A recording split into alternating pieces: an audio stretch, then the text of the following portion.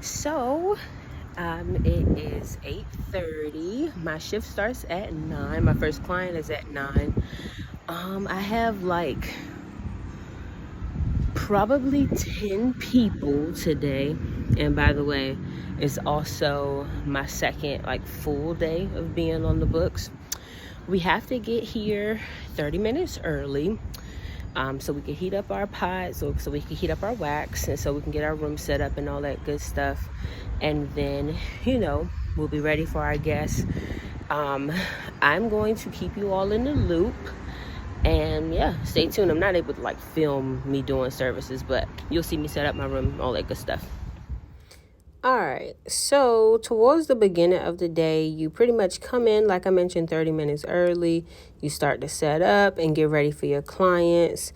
And so I came in, grabbed the iPad, checked my book, reviewed the clients that I had, saw their history, what services they usually get, whether they're a new client or whatever, the products that they purchase, all that good stuff. And then I will go straight into heating my pot up. And so I feel like one of the plus sides of working at European Wax Center was they really do teach you how to be consistent. And that is something that every esthetician needs. You have to be consistent. You have to be consistent with knowing your clients, keeping track of their history, the products they take home, how often they get serviced. And so when it comes to doing this in the morning and keeping a habit of knowing your clients that intimately, I think that that is a plus. And I feel that every esthetician should definitely get in the habit of doing that. All right. So I honestly don't have anything negative to say about working at EWC. I think that management does play a really, really, really big part of it. And then also, too, like if you are an esthetician who's already been waxing, you got to kind of, be humble, and you got to come under the submission of that company, learning their way, learning their technique, like all of that. And so that wasn't necessarily an issue for me, but I wasn't willing to break the integrity of my technique and adapt to, the way that they wax just because it simply did not work for me. So I'm going to be really mindful about what I play in the video, because I did sign a non-disclosure.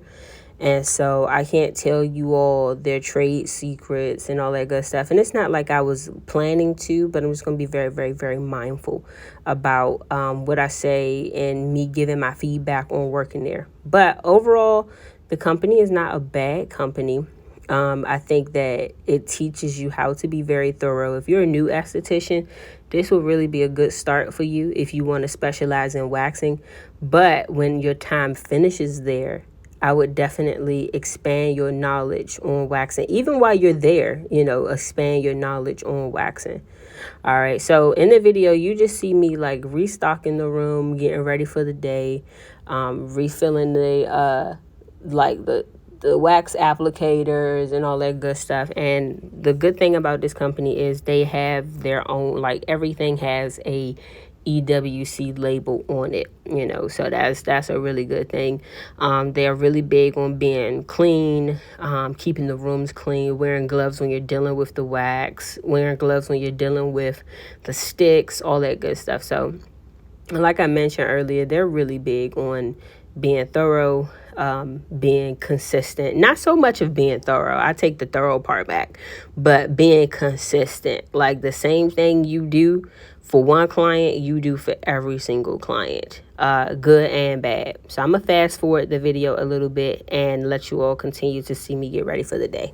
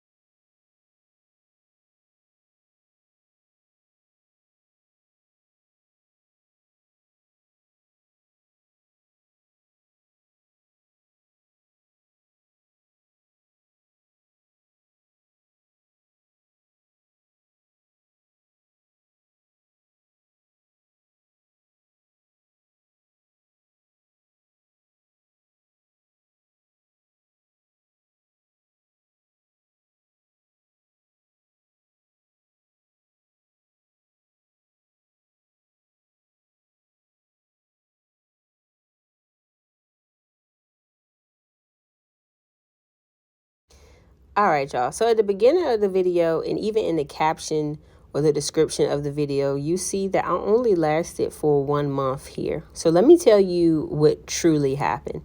When I went in that morning, my mind was made up to at least give this company 6 months to a year. I had already had an established technique, so I wasn't really looking to learn more about waxing, but rather I just wanted to do something with my idle time. And so I just started applying to jobs, and these were the first group of people who responded back to me. I enjoy waxing. I knew it was easy money. And then also, too, like, I just wanted to learn something new and get in the habit of being somewhere on time and, so on and so forth.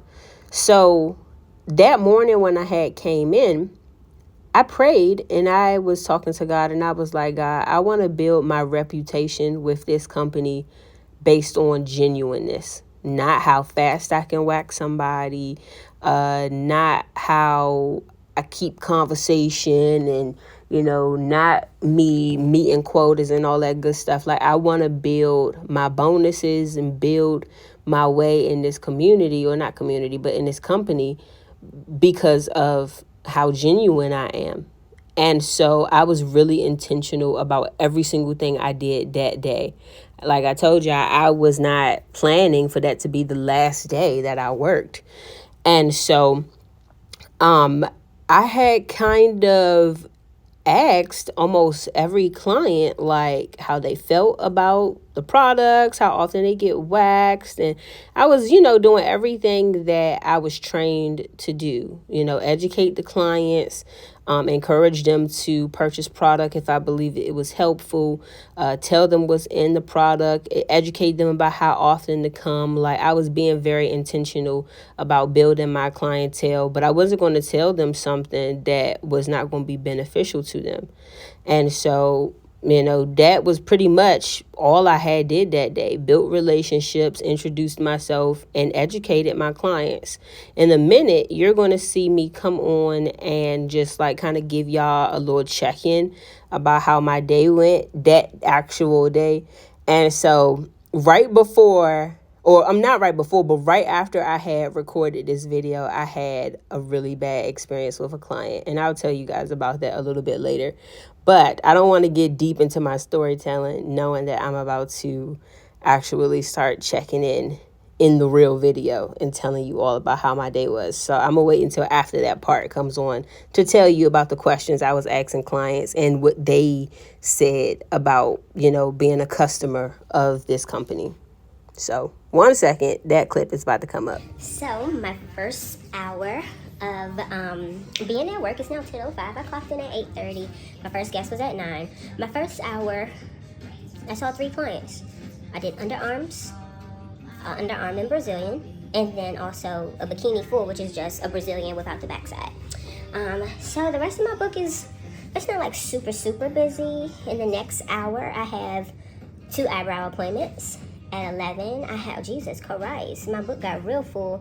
At 11, I have another Brazilian, a bikini full again, another bikini full, another Brazilian, and then a bikini line. And then that's it. So I would say if this was my regular book, this would probably bring in about, I'm thinking.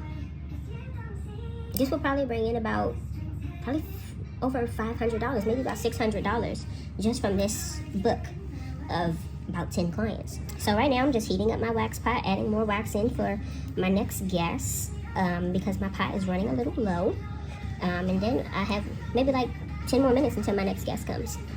So I'll let you all know how my day concludes. I'll, check back in once I finish all my clients. But this is just kind of sort of midday. Not really. This is just the first gap I've had in between my guests. It wasn't really that big of a gap. I finished the client early.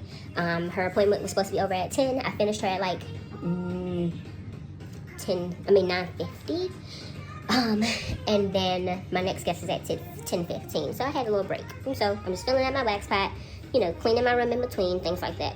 So it's not that bad. But I'll check in once everything is finished. Oh, also, nobody bought any products today. But I'm not going to lie. I didn't really want to push a whole lot of products today neither, unless somebody really needed it. And so I was praying earlier today, and I was just like, I was like, God, please help me win the favor of these clients and help me to, show them that I care. If they purchase products, let me only sell products that they need. And whatever I pitch to them, I pray that they, purchase. And so, yeah, I didn't get any product sales today. That does make or break your, it's not called your score, but that does make or break whether you get bonuses and things like that. But it's my second day. So far, nobody has bought any products, but we'll see what happens throughout the rest of the day. Okay, y'all. So it's been a month since I recorded that video. And like I was saying in the voiceover, I did not know that that was going to be my last day there. It's so crazy because I look almost the same as I did in that video. I currently work at a med spa and it's been going amazing. I'm not at the med spa now. I'm currently at the school that I teach from, my own, so the space that I rent to teach my own business. But I wanted to give you all the rest of the feedback from the clients and then also how the rest of that day went. It's been a month, a little over a month since I had quit that job. And so that day, I was asking all the clients, just based on building relationship. I was asking all the clients, hey, do you use our products? Some people said it works. Some people said it don't work. That's cool. I'm not about to go based off of their feedback because I know sometimes clients can be very inconsistent.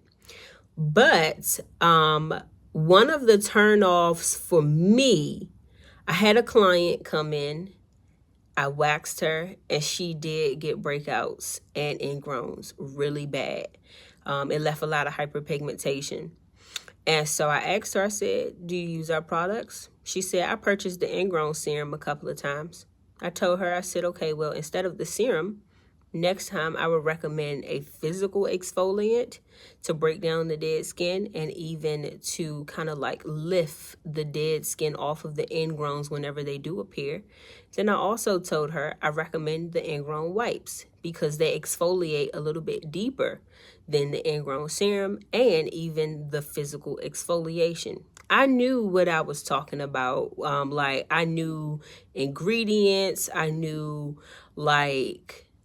product knowledge. So I wasn't just not wanting to sell. Like I mentioned in the video, I was only selling if it made sense to sell it. Like I was not about to tell somebody to buy something just because I wanted to boost my sales or meet a quota. That's never been me.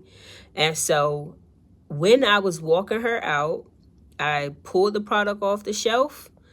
And as a matter of fact, one of the products that I recommended, we were out of.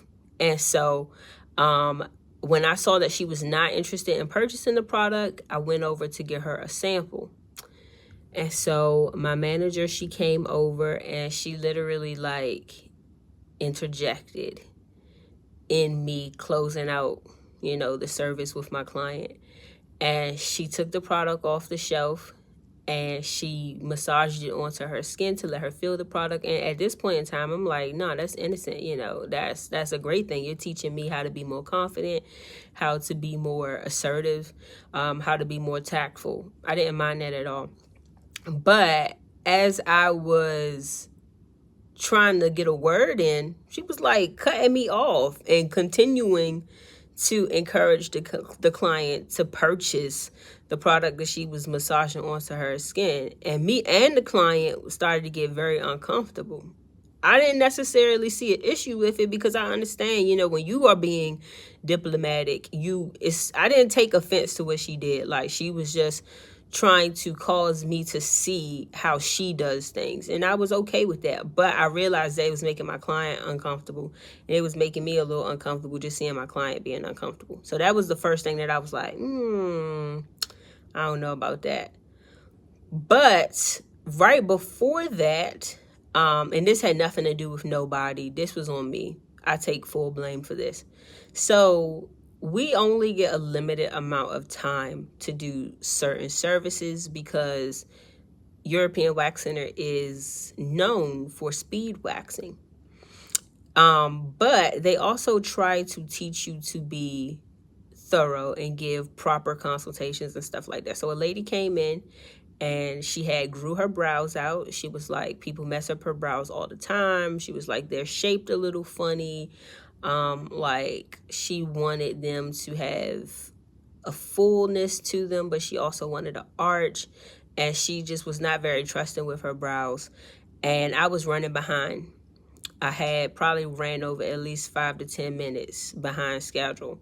And so I was kind of rushing, and I did not do everything that I was supposed to do, like fill in the brow, show the client the shape, and, you know, go from there. So I just started waxing the brows. Like, I had not messed up nobody's brows since my first year being an esthetician.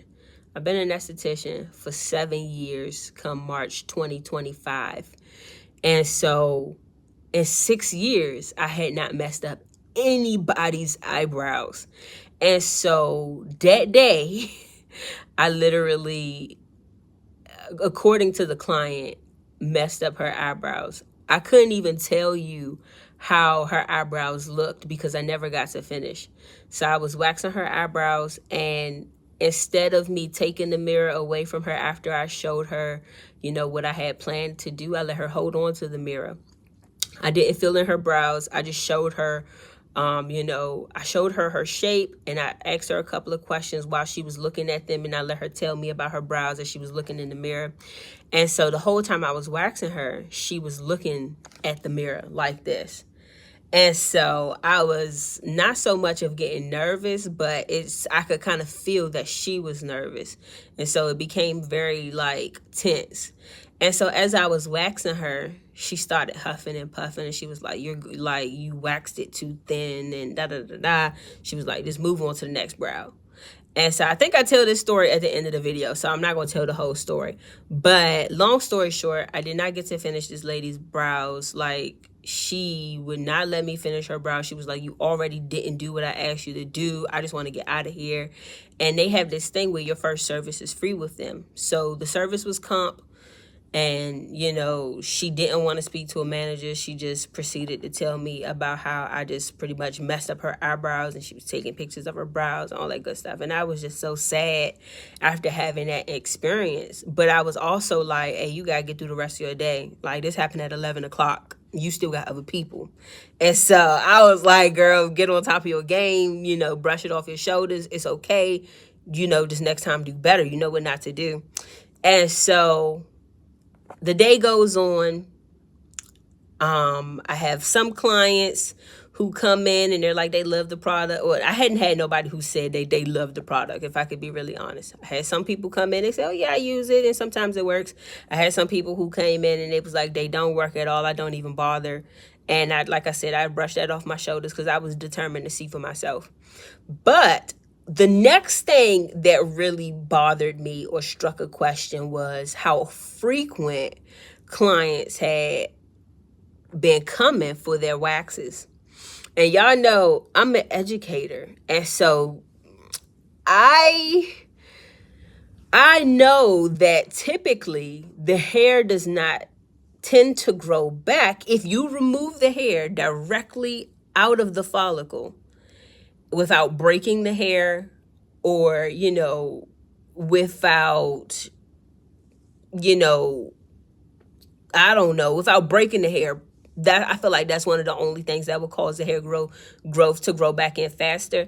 But I know that if you remove the hair out of the follicle completely, 9 times out of 10, people won't start noticing hair growth until the 3rd or 4th week, sometimes longer than that. My clients who come to me at my own space, their hair does not grow back until the 3rd or 4th week, maybe sometimes even 4.5 weeks. And so every client that I had seen was like, they come every 2.5, 3 weeks. And I'm like, what? And I'm like, that doesn't make any sense. I'm not used to that. But I was like, it is what it is. And so I had a coworker that I had literally just waxed 2 weeks ago. Why this girl had a full bush that day. So I was cleaning up, getting ready to go home, and right before I left, she was like, hey, can you wax me again before I leave? So I wax her, and I'm like, yo, there's no way to all, not little spurts of hair just on the pelvic area, all of your hair grew back in 2 weeks. I'm like, something not right. I'm not used to that. And so I was telling her, I was like, yeah, that's kind of strange. I'm like, some of the hairs had to break. And so she was like, I'm used to that. I'm used to getting waxed every 2 to 3 weeks. And so that really had me thinking. And that happened at the end of the day. So for me to have multiple clients say they usually come back for a wax every 2 to 3 weeks, sometimes 3.5 weeks. For me to have some clients to say, yeah, I still get pretty bad ingrowns. I purchased the serum, or I purchased the body wash, and whatever the case may be. Like, it really raised a question for me. And so when I got in the car, and you'll see this clip coming up, when I got in the car, I just kind of had some questions, but I knew I wanted to stick it out. So I just finished my shift. I'm sorry, I don't know what that is. My skin is just looking crazy today. Like, I got a little breakout right here, and then whatever that is, I don't know what that is. But yeah, I just finished my shift at EWC. First time eating today. It looks a little chewed up because I started eating it already. But I had salmon, spinach, tomato, and sweet potato. But today was hard. I had a client who was very rude today. But other than that, and I mean, I understand. So it was a miscommunication with me and a client. And she was like, she wanted her brows to be full, but she also asked me, is there a way that she can get an arch?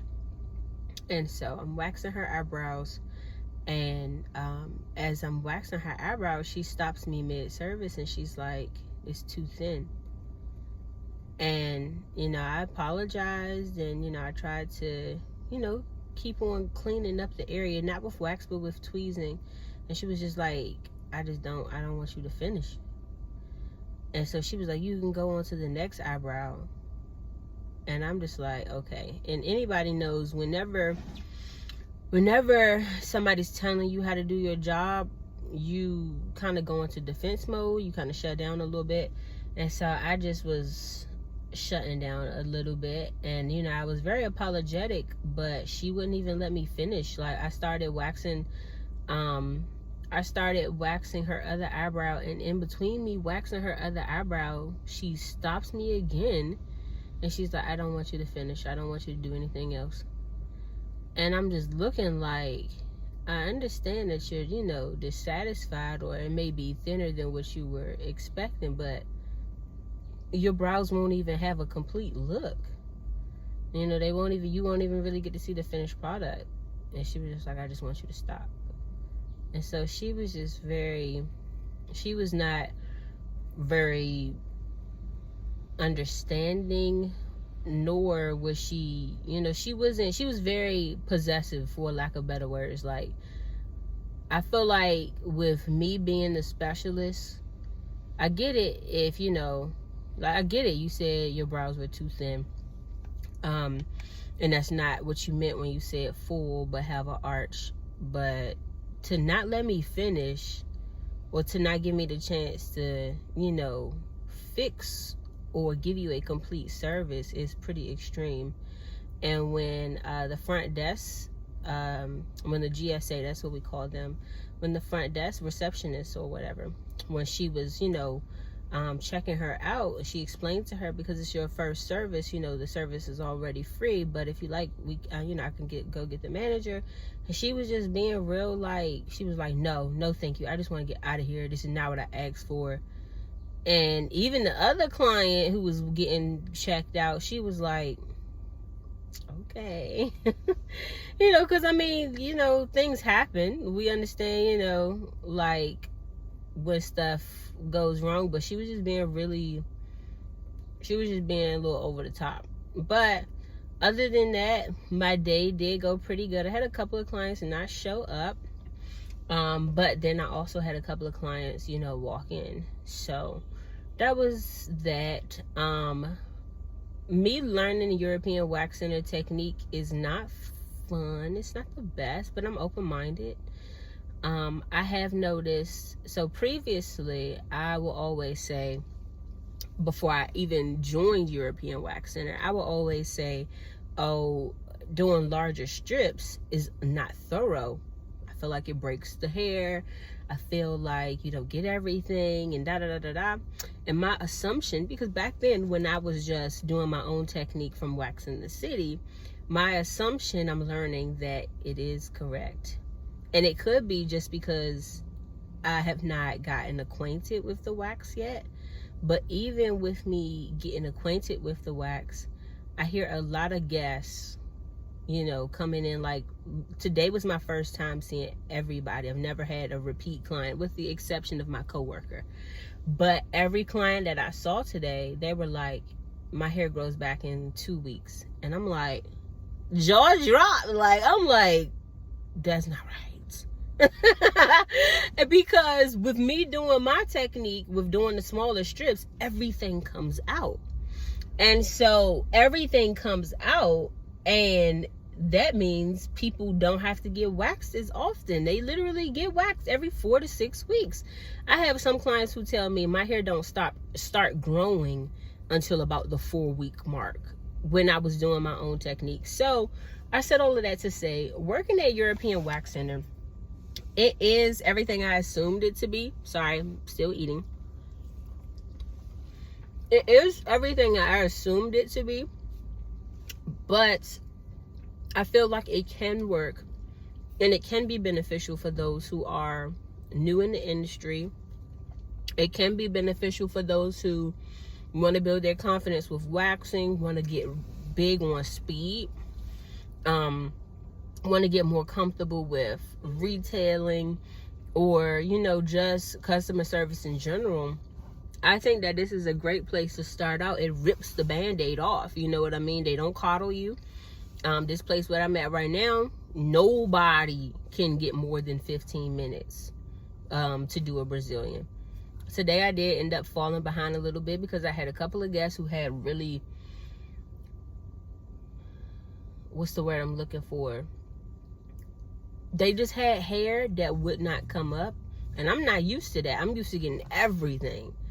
I don't know how, you know, people who've been at European Wax Center for a long time, I don't know how they deal with that. But when a client has hair left behind, it's either I'll tweeze it, or, you know, it's either I'll do a couple of strips to get it up. But it's very seldom that I have to do that. And so with me learning their new technique, I find that I leave a lot of hair behind. I find that I have to tweeze, but they only tell us to tweeze only about 5 hairs, or else lay another strip, or if it's an ingrown, tell them that they need to use, you know, an exfoliator or get waxed consistently. So I'm just not used to it, and I'm gonna stick with it for a little while. But if you want to be a wax specialist, I really thoroughly recommend that you work here. The technique is not all that bad.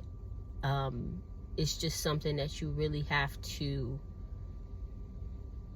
it's something you have to be trained on, and then it's something you have to do for a little while to find out what works best for you. I noticed that when my wax was a little less thick, my strips were more consistent, and I was able to get more of, you know, clean strips. We don't use powder unless the person is perspirating, and so it does take a little bit. We only use antiseptic and oil to prep the skin for a wax. I'm used to using oil and a little bit of powder, but you know, I mean, it is what it is. It's not god awful. So that's my take on working at European Wax Center.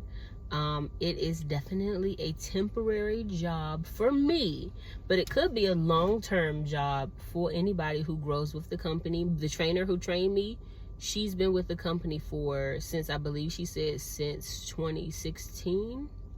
I could be wrong, but she made great money. She was able to purchase her first home, from working at European Wax Center, and now she has bumped up to a trainer in many different locations, and so she is thriving with this company. Is befitting for her.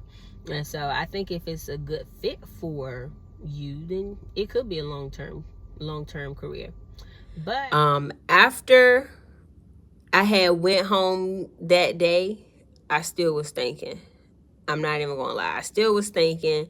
I talked it over with a couple of my clients because I was like, how often does your hair grow back in? Clients that I use my own technique on. And they was like, I have one client that I have not seen in like 2 months. And I know for a fact all her hair has not grown back. And I'm not waiting for all of her hair to fully grow back in. But I do notice that whenever I wax my clients and their hair is still actively growing, I notice that they'll have 2 growth cycles. And I'm not interested in that. If I wax you, I don't want to wax you 1 week and then the next week you have hair grow back in. If I wax you in 1 week, I want all of your hairs, not in 1 week, but if I wax you once, I want all of your hairs to be on the same growth cycle. And so that's probably why most of my clients don't come back until 4 to 6 weeks. But I don't want to ramble. I'm rambling right now. Long story short, when I had heard back from that med spa, I really was faced with, where do I want to invest most of my time? And I chose to invest majority of my time at the med spa. And so that means that European Wax Center had to go. And so that's how I ended up not working with them anymore. It wasn't because I had a rough day, or it wasn't because clients said that they didn't like the products, or clients said that their hair grew back in every 2 to 3 weeks. I knew that those were challenges that I could possibly work through.